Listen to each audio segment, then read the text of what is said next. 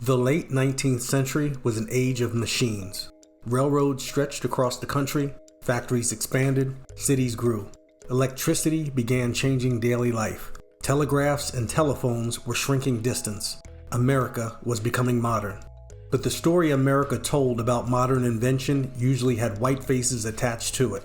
Thomas Edison, Alexander Graham Bell, George Westinghouse, Nikola Tesla.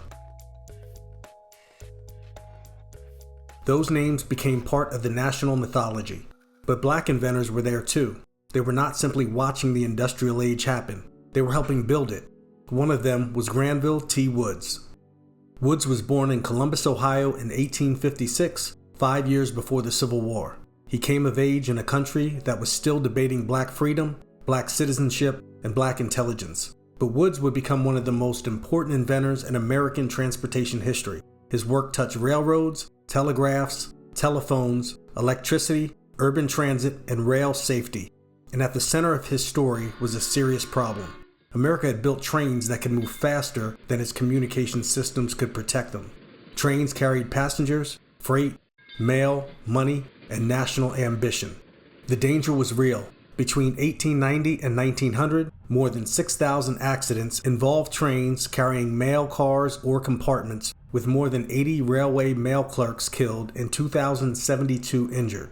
Once a train left the station, it was largely cut off from the people trying to keep it safe. Warnings could come late, schedule changes could be missed, danger on the tracks could become disaster before anyone had time to respond.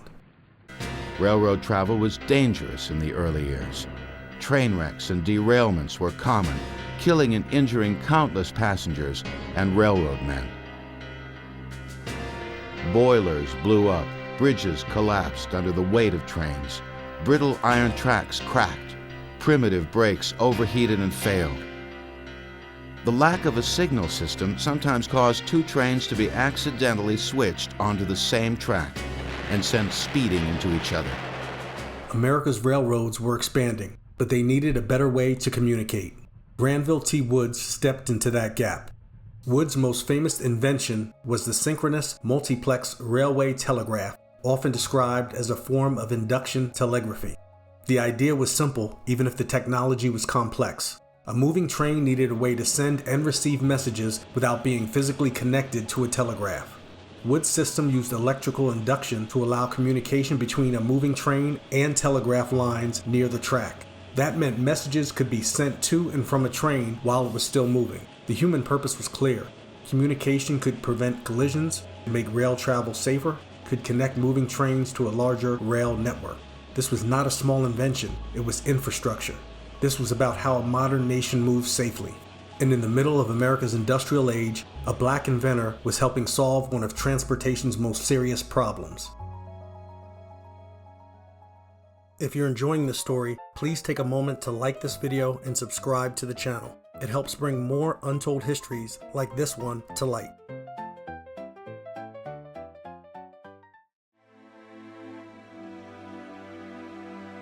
Granville Woods was often called the Black Edison. So he became known as the Black Edison. Oh, wow. Yes, Wow. truly amazing innovator that was able to harness electricity. He was a genius, and he had the ability to see any electric device and be able to improve it because of his genius. That nickname was meant as praise, and in one sense, it showed that people understood Woods was a serious inventor.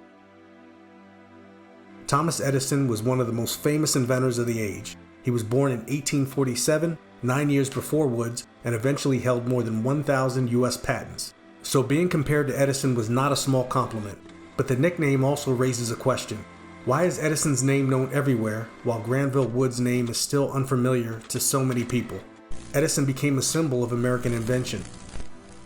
Alexander Graham Bell became tied to the telephone. George Westinghouse became tied to electricity, railroads, and industrial power. But Woods, who earned dozens of patents and made major contributions to rail communication and electric transit, never became part of the same national memory. The exact number of Woods' patents varies by source. Some accounts credit him with more than 50, others say nearly 60. The exact count matters less than the larger point. Woods was not a one-invention figure. He was a serious, prolific inventor whose work touched several areas of American technology. But unlike Edison, Bell, and Westinghouse, he did not have the same level of capital, publicity, institutional backing, or historical protection. The thing with Granville T. Woods is the challenge he really had was seeking equitable compensation. He knew he had the ability to invent, but to receive compensation, that was a whole different process on an unequal playing field.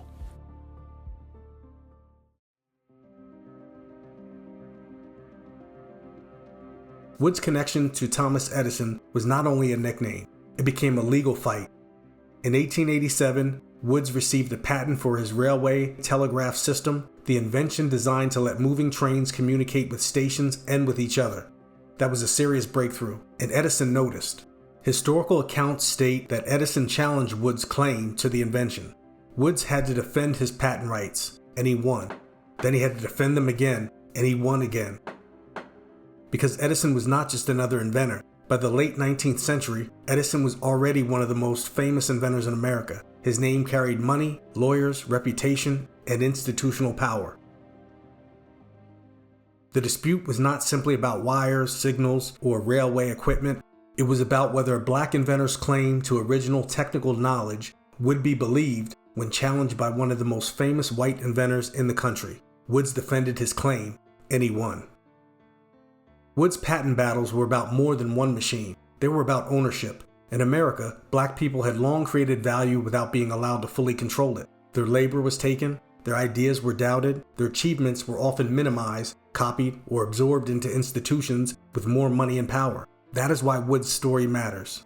A patent could put his name on paper, but paper alone did not guarantee equal access to capital, manufacturing networks, legal protection, media attention, or public memory. Woods still had to defend his work. He still had to prove that his ideas belonged to him. And even when he won, he was still fighting inside a system that made black ownership harder to protect.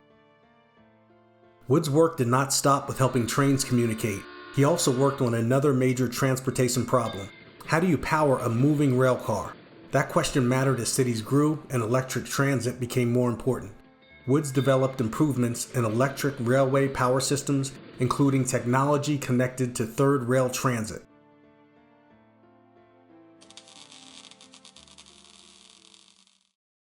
A man steps off the platform onto the tracks. His foot touches a low strip of steel, and 750 volts tear through his body before his brain even registers contact. That steel is the third rail. It runs through the subways of London, New York, and Tokyo, electrified around the clock, sitting inches from where millions of people stand every single day. It is one of transit's most efficient power systems and one of its most lethal pieces of infrastructure.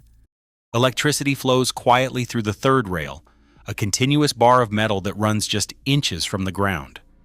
This rail is not just another piece of track. It is the power source for entire subway systems, carrying a direct current of 600 to 750 volts, enough to kill instantly on contact. The current is always live.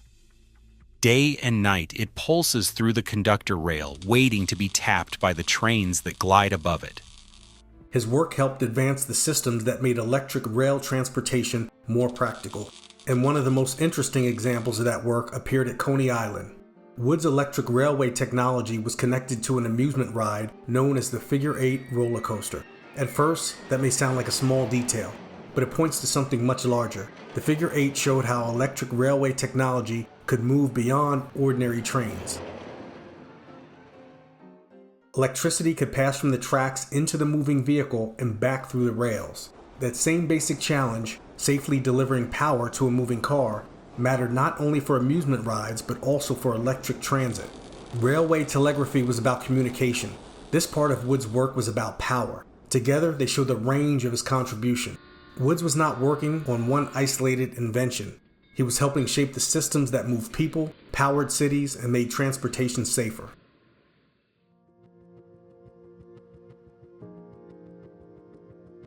Granville T. Woods died in New York City in 1910. He was only 53 years old, but his work did not disappear. His inventions lived on through rail communication, electrical systems, transit technology, and patents that carried his name. Over time, recognition came. In 1969, Public School 335 in Brooklyn was named in his honor. Other schools have also carried his name, including Granville T. Woods Academy of Innovation in Memphis, Tennessee, and G.T. Woods Elementary School in Kenner, Louisiana. In 2006, Woods was inducted into the National Inventors Hall of Fame for railway telegraphy. That recognition came nearly a century after his death.